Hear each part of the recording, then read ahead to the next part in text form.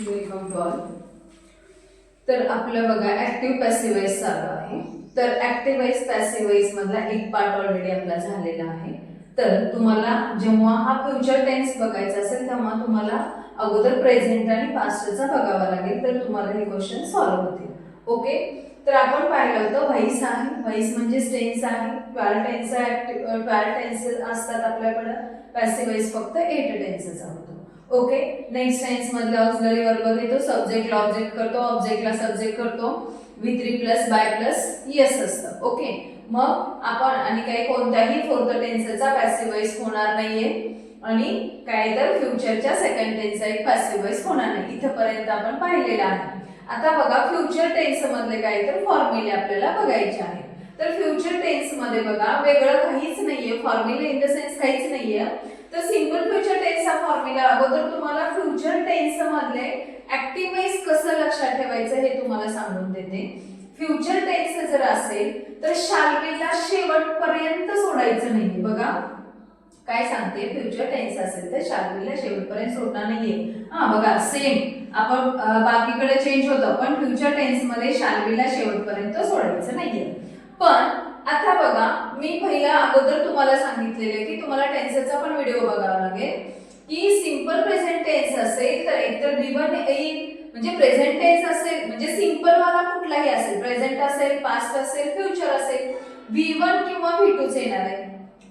पण मग इथं मग काय सांगा, V2 आहे, सॉरी V1 आहे. सिंपल पास्ट मध्ये काय आहे, तो सेकंड टेन्स आहे म्हणून तिथंच फक्त V2 येतो, अदरवाइज कुठंच V1 नसते, म्हणजे सिंपल मध्ये फक्त V1 येत असतं. इथपर्यंत जिथं जिथं कंटिन्युअस टेन्स आहे तिथं कंपल्सरी VING येतं, म्हणून इथं VING आलेला आहे. जिथं जिथं थर्ड टेन्स आहे म्हणजे 1 2 3 आपण असं लक्षात ठेवतो, तो म्हणजे एखादी थिंग्स परफेक्ट झाली म्हणजे थर्ड टेन्स असतो, तो कंपल्सरी काय असतो, परफेक्ट टेन्स असतो. आणि जिथं जिथं थर्ड टेन्स आहे तिथं कंपल्सरी V3 असणार आहे.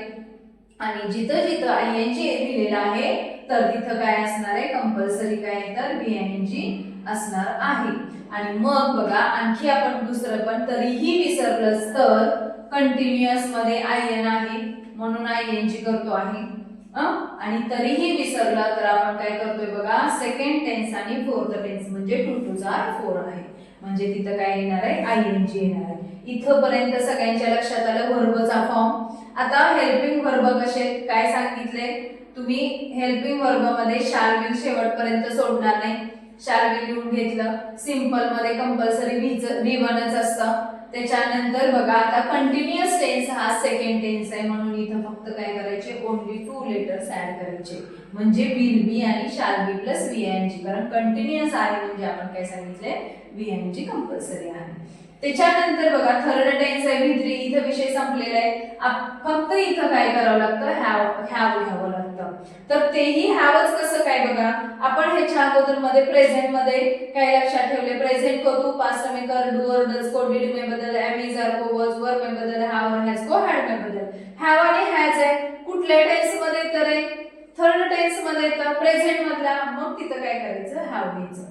आणि आपण काय करतो फोर्थ टेन्स मध्ये बघा नावामध्येच असतं, परफेक्ट मधलं काय परफेक्ट नाव आहे म्हणून थर्ड टेन्स मधले as it is auxiliary verb खाली घेतो, म्हणजे विल शाल खालीच घेतलं, हॅव सेम असंच घेतलं. आणि त्याच्यानंतर बघा फोर्थ टेन्स तो ऍड काय करतो आपण, 4 लेटर करतो.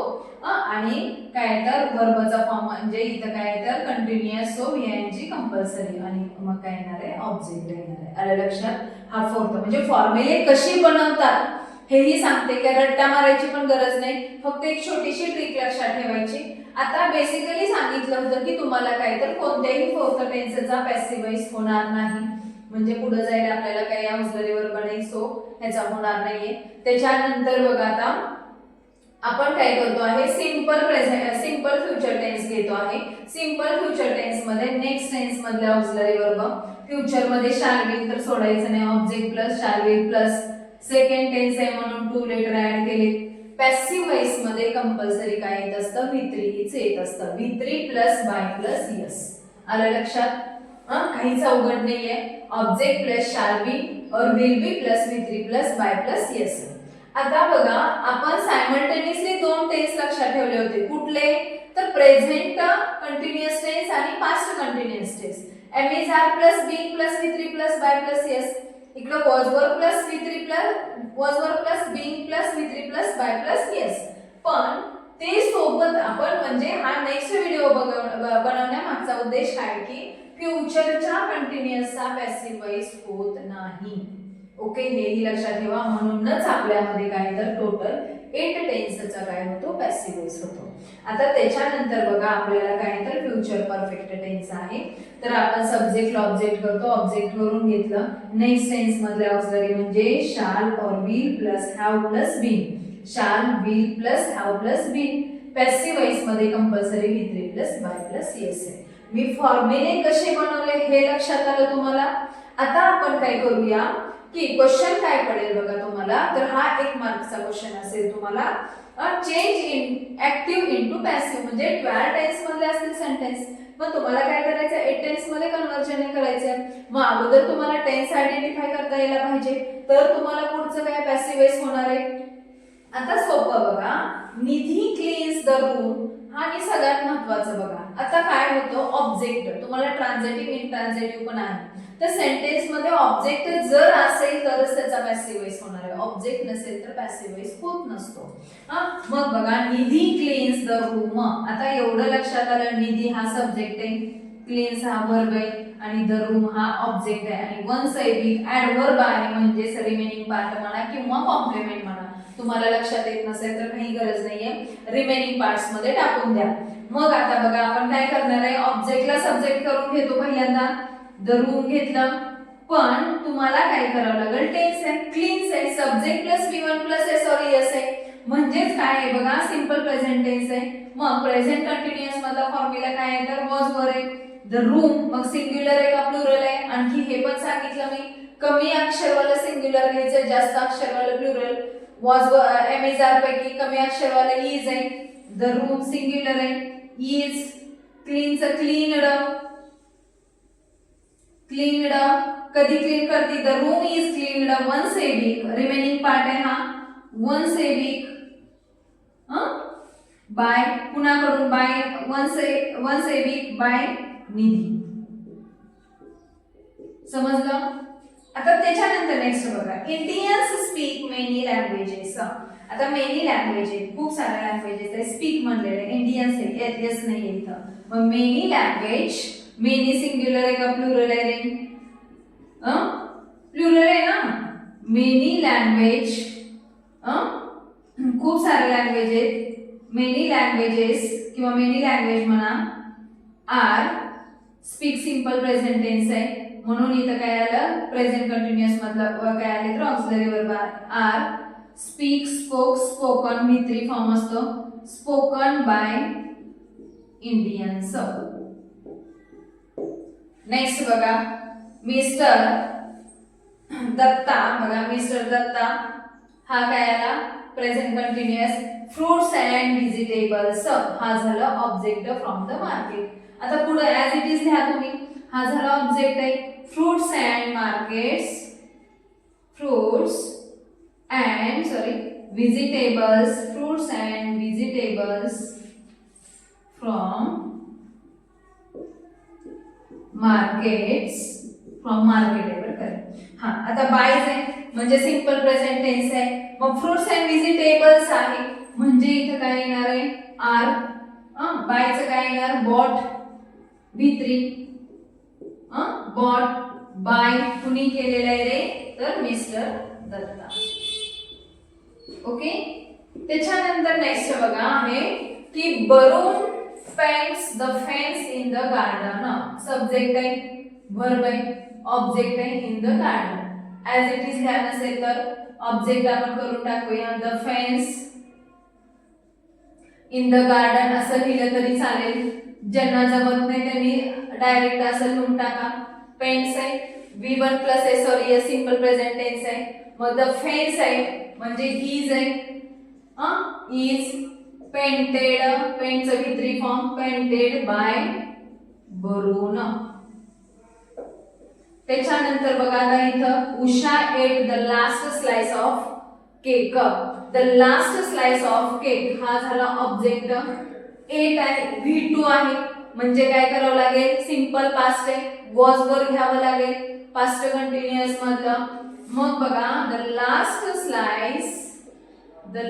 Slice of cake ate, last slice आहे एमिजार पैकी म्हणजे वॉज येईल, कमी अक्षरवालं सिंग्युलर, जास्त अक्षरवालं ईट एट इटन, इटन बाय कुणी केलेले रे, उषा, मिनिंग तेच आहे, काहीही चेंज नाहीये, फक्त आपण काय करतोय नेक्स्ट टेन्स मधला ऑक्सिलरी वर्ब घेतोय.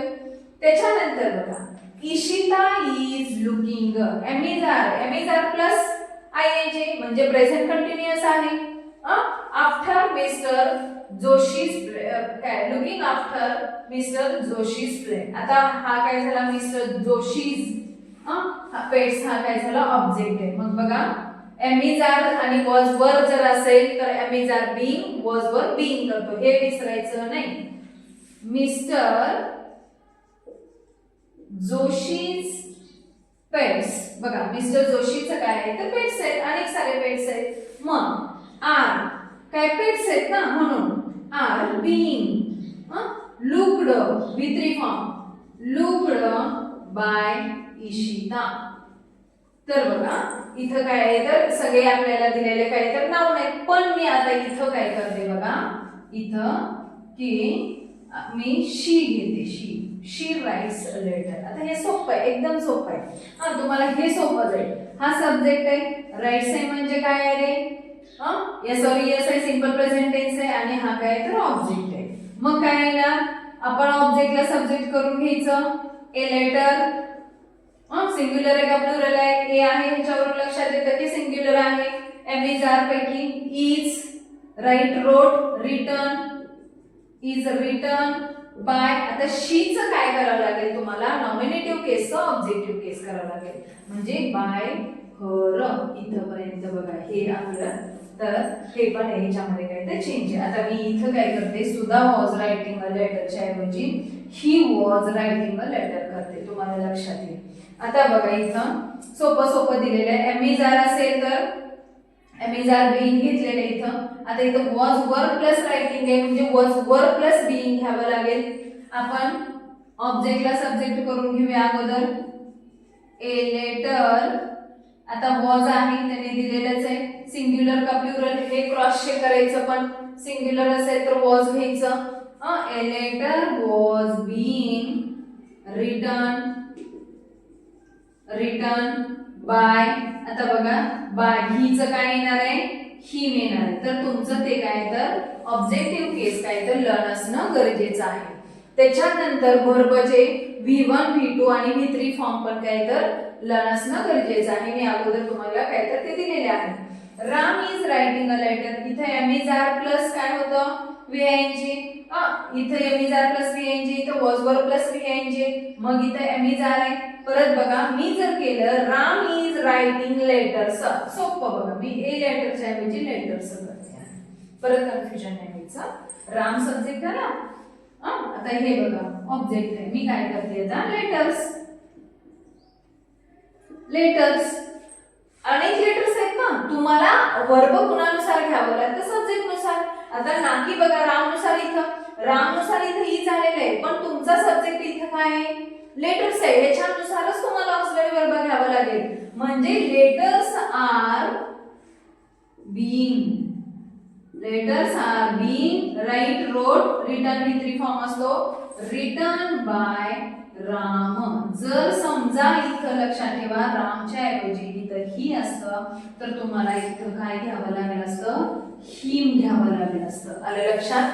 हिचं हिम, शीचं हर, आयचं मी, वीचं अस, देचं देम, इटचं इटच आहे. आता बघा इथं they will write a letter, मी काय करते सुधा विल आहे, मी सुधाच्या ऐवजी काय करते बघा इथं दे करते, they will write a letter. Again same बघा, जसं सब्जेक्ट आहे हा वर्ब आहे, ए लेटर ऑब्जेक्ट आहे, तर ए